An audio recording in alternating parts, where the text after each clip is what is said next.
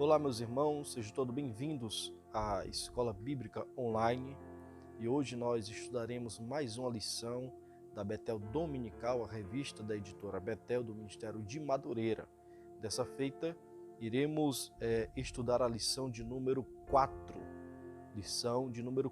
que tem por tema assim: Buscando conhecer os caminhos do Senhor. Texto áureo. Faze-me saber os teus caminhos, Senhor, e ensina-me as tuas veredas. Salmo de número 25, versículo de número 4. Verdade aplicada. Para crescer espiritualmente é preciso aprofundar nosso relacionamento com Deus e conhecer os seus caminhos. O texto de referência se encontra no Salmo de número 25, do verso de número 1 até o verso 5, e depois do verso de número 12 até o verso de número 15, que diz assim um texto: A ti, Senhor, levanta minha alma. Deus meu, em ti confio. Não me deixes confundido, e nem os meus inimigos triunfem sobre mim. Guarda-me com a tua verdade e ensina-me, pois tu és o Deus da minha salvação. Por ti estou esperando todo dia. Verso 12. Qual é o homem que teme ao Senhor, e ele o ensinará no caminho que se deve escolher? A sua alma pousará no bem, e a sua descendência herdará a terra. O segredo do Senhor para os que o temem, e ele lhes fará saber o seu conserto. Os meus olhos estão continuamente no Senhor, pois ele tirará os meus pés da rede. A lição de número 4, ela tem por objetivo nos direcionar ao ensinamento correto dos caminhos que todo homem e toda mulher tem que andar, trilhar diante do Senhor. E a introdução da revista, ela diz o seguinte: o Salmo 25 expressa não apenas um pedido de socorro e perdão, mas também o desejo de alguém que quer conhecer mais ainda os caminhos do Senhor e viver de acordo com os padrões de Deus. O tópico de número 1, o salmista ele vai falar sobre o salmo acróstico e a oração de Davi. Então, o salmo de número 25, ele tem uma interligação com o capítulo de número 6 do livro de Mateus, do evangelho escrito por Mateus, aonde ali nós encontramos a famosa oração do Pai Nosso. Se os senhores e senhoras observarem a leitura do Salmo 25, vocês vão entender que Davi está expressando uma forma de gratidão a Deus no sentido de oração. E além de ser no sentido de oração, Davi está expressando essa gratidão em um toque de um hino, de uma música que é agradável aos ouvidos do Senhor, que é agradável ao desejo do coração do Eterno. Quando nós falamos de oração, nós temos um determinado conceito, e muitas das vezes preceito, de dizer que oração é simplesmente dobrar os joelhos e fazer uma réplicas ou tréplicas de palavras que nos levem a um débito de momento que seja entre 20, 30, até mesmo 40 minutos. Com os olhos fechados, nós conseguimos enxergar os céus, assim que é dito o nosso ditado popular cristão. Porém, uma vida de oração ou um momento de oração não é determinado nem por tempos e nem muito menos por quantidade de palavras. A oração, ela é uma expressão normal, contínua que o ser humano tem com Deus. Por quê? Porque existe uma ligação entre a raça humana com o Senhor. Essa ligação, ela está concretizada no Espírito que há em nós, que no livro do Gênesis diz que esse Espírito pertence ao Senhor, porque quando Deus cria o homem, ele faz o homem do pó da terra, mas sopra nas narinas do homem o fôlego de vida, que é o seu espírito. Então essa interligação do espírito que está no homem está totalmente interligado a Deus, no sentido de que a necessidade de conhecer a Deus, de ter um caminhar com o Senhor, isso é concreto e progressivo. Porém, algumas pessoas trocaram essa verdade, como disse Paulo em Romanos, essa verdade sobre Deus, e ficaram com a mentira, amando mais a criatura do que o seu próprio Criador. Então o homem, pela sua simples ignorância, de não entender de que a necessidade que ele tem de Deus é uma necessidade concreta e progressiva, ele acaba buscando outros conceitos, acaba buscando outros preceitos que não é do agrado do Senhor e que para ele esses preceitos e conceitos parece ser algo correto, parece andar de linha reta, porém o caminho do homem, como diz as Sagradas Escrituras, o caminho do homem é um caminho de perdição, que leva para a perdição, porque é impossível um cego guiar outro cego sem antes ambos caírem no abismo, porque a cegueira espiritual impede do homem ver a certeza e as verdades que é dita pelo Senhor.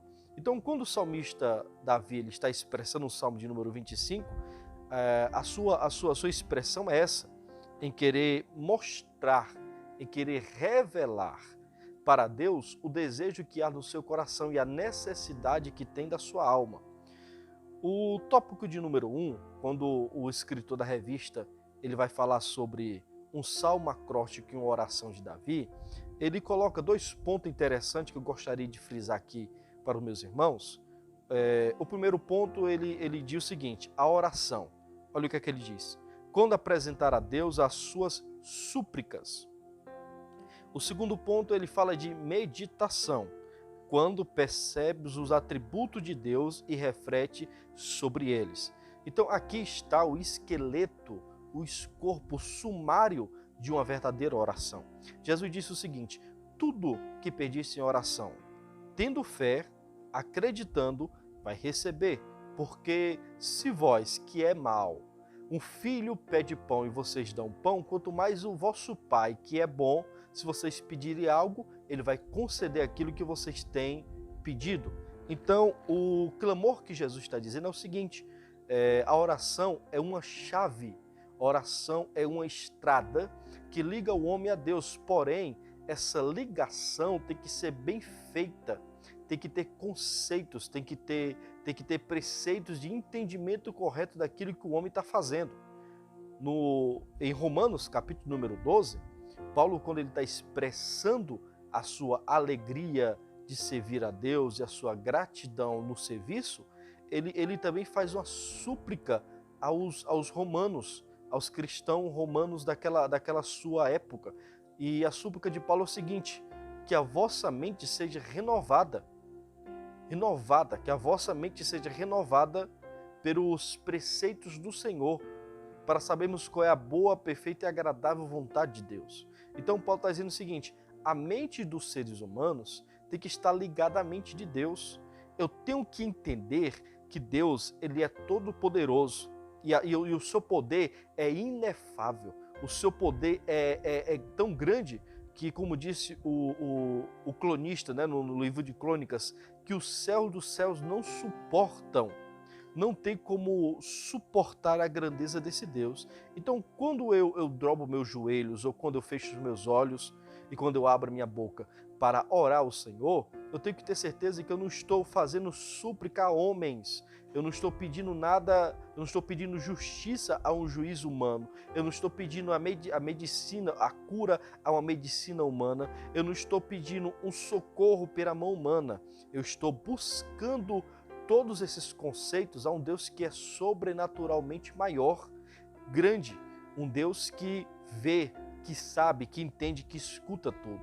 Então, quando eu entendo que a oração é minha súplica dada a Deus e a meditação é eu entender os atributos dele e compreender que os atributos dele é muito maior do que as palavras que eu quero expressar, então a minha oração ela vai ter um destino correto, a minha oração ela vai ter um caminho reto, certeza, ela vai chegar com objetividade. Então, quando Jesus disse que tudo o que pediste em oração, tendo fé, acreditando, o Pai vai conceder, mas se porventura pediste alguma coisa e não for recebido, a culpa não é do Pai, a culpa é de vocês porque não soube pedir corretamente. Então, essa crônica que Jesus está fazendo sobre oração é uma crônica correta, porque Jesus está dizendo o seguinte: Deus, ele sabe de tudo. Então, se ele sabe de tudo, eu tenho que entender que tudo aquilo que eu vou pedir, ele já sabe. Então, é impossível o ser humano enganar a Deus em oração, porque antes do homem colocar os seus lábios para a atividade das palavras, Deus, ele já sabe, já compreende e já tem a certeza daquilo que nós vamos falar.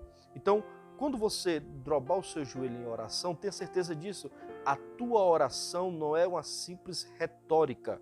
A sua oração não é um sermão que você tem que expressá-lo para surpreender alguém, não. A sua oração é uma palavra, uma súplica, uma sinceridade que sai de você direcionadamente a Deus. Então, quando você entende isso daí, o seu conceito de oração tem um objetivo e um alvo certo, e esse alvo é acertado, porque você consegue ir diretamente a Deus com as palavras corretas e Deus irá com certeza lhe responder.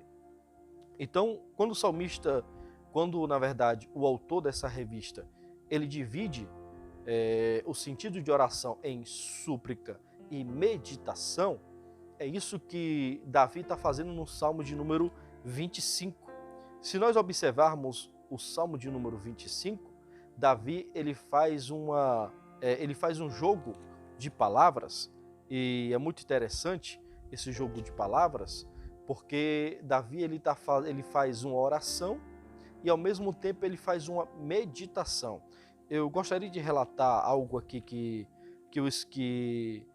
se encontra no comentário da NVI, né? Comentário da NVI, comentário bíblico da NVI, organizado pelo F.F. Bruce, que é um grande teólogo. Eu quero só apresentar aqui uma colocação do comentarista sobre esse Salmo de número 25. Veja o que o comentarista vai dizer. Os versículos são da seguinte forma: a oração é do verso 1 até o verso de número 7. A meditação do verso 8 até o verso de número 10. A oração, verso 11, e a meditação do 12 até o 15. Então, se nós lermos o Salmo 25 com a certeza e o entendimento do que significa a oração, nós vamos entender que o salmista ele está entregando a Deus a sua súplica. E ao mesmo tempo que ele está integrando a Deus a sua súplica, ele está meditando na possível resposta que é dada por Deus. Por exemplo, o verso de número 2 diz assim: Deus meu, em ti confio, não me deixes confundido, e nem que os meus inimigos triunfam sobre mim. O verso 2 está falando uma oração. O salmista está fazendo uma oração. Agora o verso de número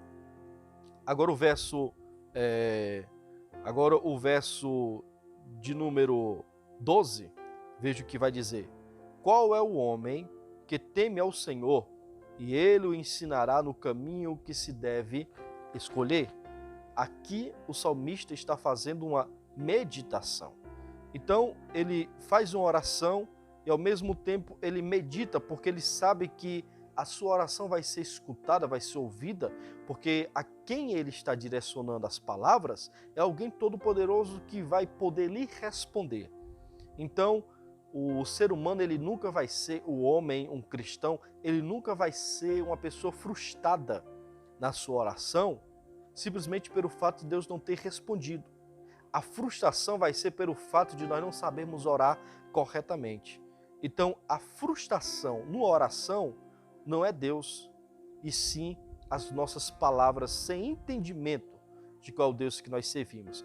E isso é muito interessante, porque em Atos, capítulo de número 17, a partir do verso de número 23 em diante, Paulo ele vai dizer que quando ele estava chegando, quando ele estava em Atenas, ele parou e viu centenas e milhares de altares feitos para deuses e pessoas adorando. E entre um desses altares ele encontrou o altar do Deus desconhecido, né? Agnóstico Teor, ao Deus desconhecido. E quando Paulo chegou ali, Paulo percebeu que esse Deus e esse altar era direcionado ao Deus que ele servia, ao Deus que ele encontrou no caminho de Damasco, ao Deus que o Antigo Testamento fala que é criador dos céus e da terra. Então Paulo para diante desse altar e chama a atenção dos adoradores desse altar para ele. E Paulo diz: esse Deus que vós adora e não conheceis, é o Deus que eu vou falar agora sobre ele. Ou seja, existiam pessoas que estavam adorando a Deus, mas não sabia quem Deus era, porque não conhecia o nome do Senhor. Não é simplesmente pelo fato de não conhecer o nome de Deus, mas é simplesmente pelo fato de não saber quem Deus é.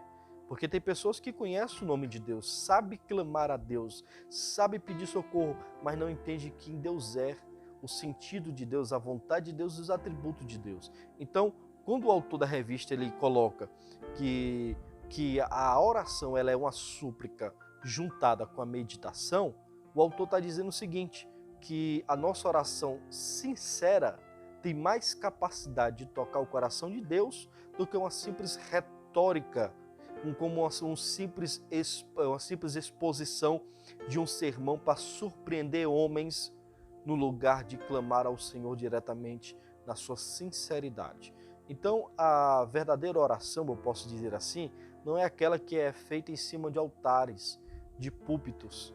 Na verdade, a grande maioria das orações que é feita em cima dos altares de púlpitos são exposições de retórica, exposições de palavras para surpreender homens e plateia e públicos. Mas a verdadeira oração é aquela quando alguém faz no quarto, dentro da sua casa, no seu quarto de porta fechada, só você e Deus. Aí sim, essa oração você consegue ser verdadeiro porque você entende e sabe que é impossível enganar a Deus. Tem muitas pessoas que oram pedindo misericórdia dentro de casa, mas quando chega no altar, ora falando do poder e da graça, enquanto na verdade ele necessita de mais de misericórdia do que da afetividade do poder sendo físico demonstrado para todos. Então, quando a oração ela é subdividida entre súplica e meditação, pode ter certeza que existe um caminho que vai mais próximo ao Senhor, tá certo? Outra questão que eu quero aqui frisar é aquilo que eu já falei no começo. O Salmo 25, ele é muito interligado no seu conceito de oração ao capítulo 6 do Evangelho escrito por Mateus, quando Jesus ele vai expressar a famosa palavra famoso sermão da oração do Pai Nosso. Mateus capítulo 6, a partir do verso de número 9 até o verso de número 13, nós temos uma exposição de uma verdadeira oração, né? Houve um pedido, os discípulos disseram: mestre, ensina-nos a orar. Então Jesus dizendo para ele, falou assim: quando forem orar, ore desta forma, ore com esse conceito. Não é que vocês vão repetir, porque não é muito de se repetir que vai ser ouvido, mas quando vocês forem orar, entenda. Então a oração do Pai Nosso é um entendimento a quem nós estamos orando. A mesma questão aqui também do Salmo de número 25, por exemplo. Nós podemos dividir o Salmo de número 25 dentro de sete conceitos sobre a oração. Por exemplo, Davi está dizendo o seguinte, no primeiro conceito: não me deixes confundido. Ele está orando a Deus, pedindo a Deus uma direcionamento de certeza. O segundo conceito: fazei-me saber os teus caminhos. Davi está pedindo a continuidade da sua vida espiritual. Terceiro conceito: lembra-te, Senhor, das tuas misericórdias. Davi está falando: o Senhor é misericordioso no meio da justiça. Quarto conceito: perdoa os meus pecados. Davi está dizendo: eu necessito de perdão em meio à vida que eu caminho e o que eu levo. Ponto 5, olha para a minha aflição. Davi está dizendo: eu sou um homem que sofre, mas o meu sofrimento é correspondido por Deus. Ponto de número 6, olha para os meus inimigos. Davi está dizendo: eu tenho um adversário, mas não são meus. Quem vai responder por mim é o próprio Deus, no sentido de sua justiça. E sétima colocação, Davi diz o seguinte: guarda a minha alma. Davi está dizendo, eu necessito ser sustentado pelo Senhor. Então, dentro desse ritmo, dessa harmonia de oração, que é a súplica e meditação, Davi está dizendo o seguinte: Deus ele tem um pleno conceito e consciência de que as minhas palavras estão vindo de uma súplica verdadeira.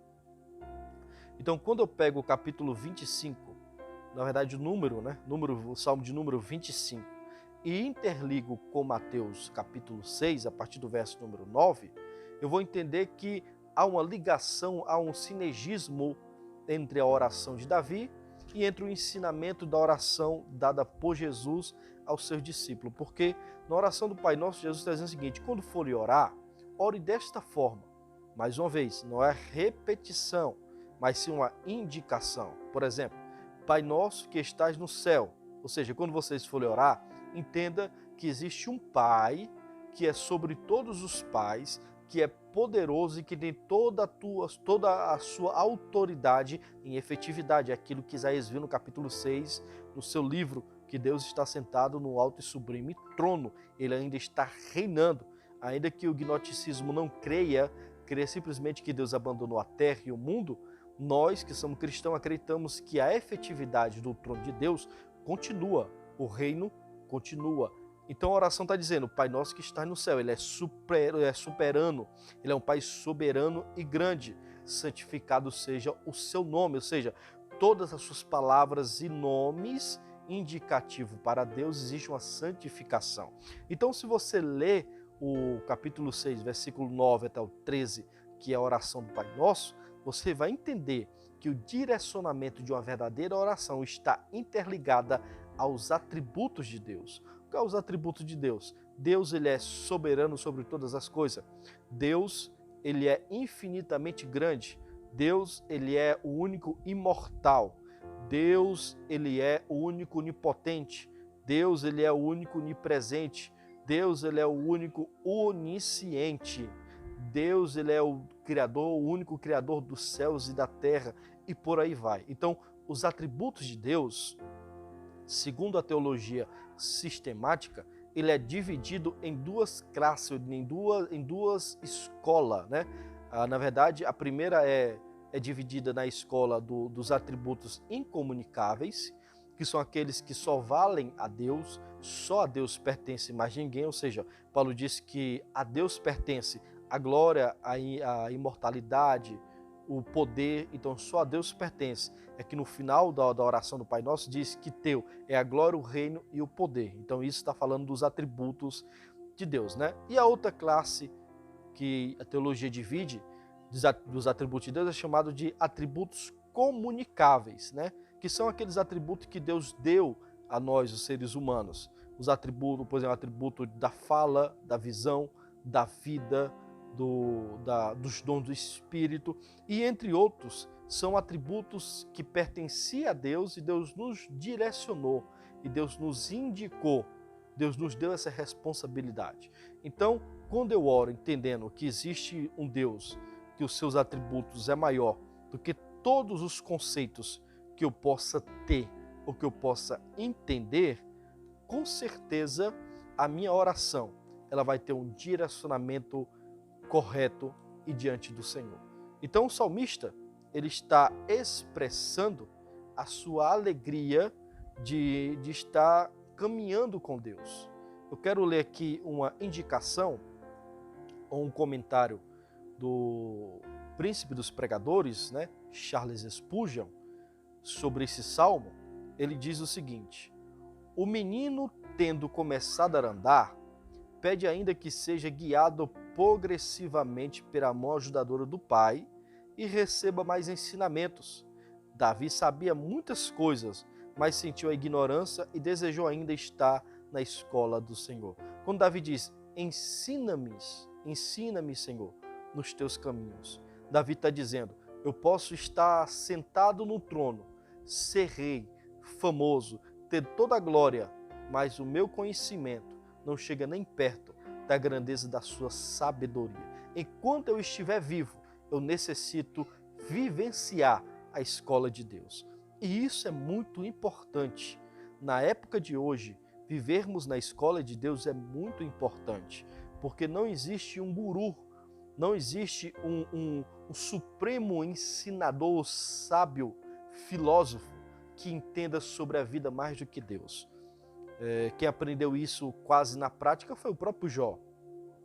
Deus indagando com Jó, ele disse: Jó, me responda se for possível, né? Se a tua sabedoria está diante de mim, me responda aonde tu estava quando eu criei os céus e a terra, aonde tu estava quando eu criei os animais, aonde tu estava quando eu decidi formar isso, aonde tu estava quando eu decidi fazer aquilo. Ou seja, Deus questiona. Então, quando o homem tenta ter uma sabedoria suprema, Deus vai lá e questiona e derruba toda a sabedoria humana. É por isso que a Bíblia diz que a loucura de Deus para aqueles que estão perdidos, né? Na verdade, o poder de Deus, né? O poder de Deus se torna loucura para aqueles que estão perdidos, mas para aqueles que estão diante de Deus é poder e salvação. Então, o salmista está dizendo o seguinte: ensina-me a andar nos teus caminhos, quer dizer o seguinte: eu quero vivenciar continuamente na escola do Senhor. Então isso que é muito interessante. Eu quero só aqui para nós encerrarmos a lição de hoje, né? Tenho certeza que você está lendo a sua revista, tenho certeza que você está meditando nos versos que são direcionados para a gente poder meditarmos durante a semana, até o domingo, quando chega o dia da escola bíblica dominical. Então eu quero frisar uma questão aqui sobre o ponto de número 3. Eu achei muito interessante e há uma necessidade contínua, né, sobre o ensinamento aqui do ponto 3. O ponto 3 dizendo assim: conhecendo os caminhos do Senhor. Veja a colocação muito bem feita que o autor dessa revista fez. Há na atualidade uma ênfase nas conquistas pessoais restritas à vida na terra, uma busca incessante por prosperidade financeira, soluções imediatas dos problemas e rol da fama. Cristo tem sido colocado na condição de garçom. Veja como isso está muito ligado na atualidade de hoje. Por muitos que dizem servos do Senhor, né? Por muitos que se dizem servos do Senhor. A consequência é a imaturidade espiritual. Pessoas sem raiz, sem identidade cristã, logo é fundamental conhecer os caminhos do Senhor. Então isso daqui é muito interessante, principalmente nessa última colocação, como ele diz o seguinte: a consequência dessas pessoas que querem simplesmente a prosperidade, a fama e querem que Deus seja o seu próprio garçom, né? Que se sirva, né? Que Deus sirva a pessoa. Então essa pessoa, a consequência que há nessa pessoa é que ela vai ser uma pessoa imatura espiritualmente. É aquilo que Paulo diz, que é levado por qualquer vento de doutrina, não tem maturidade, não vai se sustentar, porque sendo imatura espiritualmente, ela é uma pessoa que não tem raiz e não tem a sua identidade cristã. Ela vai em busca daquela bola de neve, né? Vai querendo crescer junto com a bola de neve, que na verdade, no momento que ela está crescendo, ela está caindo, né? A bola de neve, ela cresce, ela vai crescendo, mas ela vai caindo, e quando ela chega num abismo, ela se desfaz. Então o efeito bola de neve é isso: você está descendo, no lugar de você crescer, no lugar de você aumentar o seu crescimento espiritual, você está crescendo para baixo, né? Você está indo para baixo com o efeito de uma bola de neve. Quando chegar no abismo, ela vai se desfazer da sua grandeza, que era mais vaidade do que, na verdade, maturidade. Então, a colocação que o autor faz dessa revista é muito essencial. Nós vivemos hoje um momento crítico da igreja brasileira.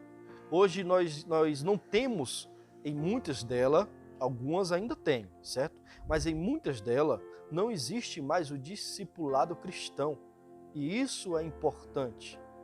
Uma pessoa hoje vem para Cristo no domingo, na terça-feira no culto de doutrina já quer vir com um paletó colorido, com a gravata colorida e já quer ser pregador, porque sabe falar bem, porque tem uma retórica interessante, ou porque foi batizado com o Espírito Santo, ou porque entrou no manto na vigília que ele foi. Então, depois disso tudo que ele recebeu essas ferramentas, ele agora quer ser um pregador, não senta mais para ouvir, não quer mais aprender, não frequenta a escola bíblica dominical, que isso que é interessante, muitos dos itinerantes de hoje, não sabem o que é sentar na escola bíblica para aprender, quando são obrigados pela sua liderança de participar, mas na verdade o desejo está muito longe de escola bíblica, prefere mais andar dentro de círculos de movimentação que gere para ele um recurso financeiro. Então isso está sendo quase uma doença, né? Quase um câncer que está sendo ingerido dentro da igreja brasileira e que está prejudicando o nosso evangelho do crescimento ideal e verdadeiro. O autor ele faz ainda mais duas colocações para me poder encerrar. Ele fala o seguinte: conhecer sem obedecer é inócuo. Conhecer sem obedecer é mesmo que não saber de nada. É um falso conhecimento. Então tem pessoas que sobem no altar e pregam, na verdade eles cospem aquilo que estava mastigando, mas que nunca engoliu, porque nunca ingeriu. Você pode observar que grandes pregadores, eles caíram naquilo que eles mesmos condenavam, que eles mesmos diziam que era errado. Mas por que caiu? Porque o diabo foi lá e derrubou. Porque não vigiou. Não, foi pelo simples fato de nunca ter ingerido aquilo que eles achavam que era verdade. Lembra que o anjo disse para João, no livro do Apocalipse: João, o livro na tua boca vai ser doce, mas quando descer no teu estômago vai descer amargo. Então tudo aquilo que está na boca não é sustentado. O que nos sustenta é aquilo que é ingerido, que está dentro do estômago, que aí o estômago vai ingerir, vai dividir os nutrientes, a vitamina e vai distribuir para o nosso corpo. Você nunca vai ver uma pessoa saudável, aquela que vive somente mastigando e cuspindo. Ela vai ser uma pessoa que vive debaixo de uma anorexia e vai chegar a óbito porque ela não está ingerindo, ela não está se fortalecendo. Então, quando eu estou me fortalecendo, quando eu estou buscando conhecimento, quando eu estou ingerindo conhecimento, isso daí vai trazer para mim uma maturidade espiritual. Então, o primeiro defeito que nós temos hoje dentro da nossa igreja brasileira é de não querermos, isso eu falo como liderança, como líder de uma congregação, como pastor de uma congregação, eu falo isso por pura verdade e experiência própria. O nosso erro é não querermos educar os nossos obreiros e também os pregadores que congregam conosco. Nós queremos levantar obreiros para carregar cadeira, para carregar caixa de som, para limpar a igreja, para trazer uma saudação e para direcionar simplesmente um momento litúrgico, enquanto na verdade o obreiro ele tem que estar condicionado dentro dos conceitos do Senhor, sendo um homem íntegro, sendo um homem sincero, sendo o pai de família, sendo o esposo de uma só mulher, sendo um homem que não tem o que se envergonhar e que saiba manejar bem a espada da palavra do Senhor. Então isso são os conceitos que a Bíblia diz para que nós viemos levantar obreiros. Então para que obreiros possam ter esses conceitos, eles têm que ser ensinados. E o ensinamento faz com que os obreiros criem raiz. Assim também são os pregadores itinerantes. Não adianta simplesmente andar com uma carta já envelhecida que você recebeu de um pastor que nem mais é seu pastor e apresenta como se fosse seu próprio pastor, e quando na verdade você nem pisa mais na sua congregação há anos, só ceia na igreja dos outros e só vive pregando aquilo que nunca vivenciou. Então tem muitos itinerantes que conhecem, que sabem, mas não ingerem aquilo que conhecem. É como disse Jesus, são os verdadeiros fariseus, que falam, mas não fazem aquilo que fala. Então Jesus deu esse conselho: aquilo que eles falam na sinagoga, vocês retêm, vocês peguem, mas não façam aquilo que eles fazem, né? Então, escute o que eu falo, mas não faça o que eu faço. Então, isso é o dilema de muitos itinerantes, não de todos. Existem itinerantes verdadeiros, existem homens de Deus que estão em busca do crescimento, que estão em busca do ensinamento da palavra, mas também existem outros que estão, na verdade, envergonhando o evangelho, né? Existe muito joio pensando que é trigo, né? Existe muito joio que está crescendo com o trigo, imaginando ser trigo, mas no último dia, Deus, o verdadeiro agricultor, ele sabe diferenciar quem é o joio do trigo, né? Então, o joio ele cresce junto com o trigo, mas o joio nunca vai ser trigo e o trigo nunca vai ser joio. Deus vai separar no dia do juízo final. E a segunda colocação que o autor faz aqui da revista, ele diz o seguinte: há muitos simpatizantes do evangelho, frequentadores de culto, mas o coração não é convertido. Isso daqui é uma verdade absoluta, única, singular. Existem muitas pessoas que não querem o evangelho, mas querem simpatizar do evangelho todos os domingos. Existem muitas pessoas que não querem ingerir a fé, mas querem receber orações dentro do templo, querem receber súplica, visita de pastores, mas não querem tomar uma decisão verdadeira. Existe uma grande maioria que se senta na cadeira do templo, mas não querem ouvir a verdadeira palavra, porque na verdade a verdadeira palavra não está sendo pregada. Hoje nós temos uma endorsão, né? Nós temos um modo açucarado dentro da palavra, com esse açúcar chamado de coach. Hoje nós temos uma aplicação coach dentro dos cultos. Hoje você não escuta mais a verdade. Eu ouvi um certo vídeo do arqueólogo Rodrigo, que ele disse o seguinte: antigamente a gente ia para os cultos e quando chegava lá, sentava na cadeira e o pastor pregava uma palavra que movia o nosso coração, que nos levava para a santidade, que nos levava para a renúncia, que nos levava para a condição verdadeira, que dizia que a nossa roupagem não é a roupagem correta, que dizia que a nossa linguagem não era a linguagem correta, que dizia que a nossa conduta não era a conduta santa, ideal. Hoje não. Hoje nós vemos uma palavra açucarada, dizendo que a semana que passou não deu certo, mas amanhã vai ser muito melhor, que o choro pode durar a noite, mas a alegria vem no amanhecer, de que o momento vai dar certo, que a empresa vai se multiplicar, enquanto na verdade tudo isso é endossado, é uma forma açucarada de querer mexer dentro da palavra e o ego das pessoas. Então, muitos frequentadores de culto, na verdade, estão simplesmente para saborear a sobremesa que é oferecida num culto, enquanto, na verdade, o alimento sólido, verdadeiro e constante, essa pessoa não quer experimentar porque está endossadamente preso na sobremesa. Então, entenda isso. Não é a sobremesa que vai fortalecer a tua vida, mas sim o sustento, o alimento sólido que vai te levar para o céu e vai conduzir tua vida piamente dentro das Sagradas Escrituras. Então nós vemos uma igreja que está fora do padrão de igreja. E isso é verdade. Uma igreja fora do padrão de igreja é aquela igreja que não consegue mais pregar sobre o pecado, que não consegue mais movimentar o sentimento de culpa dentro de um pecador, né?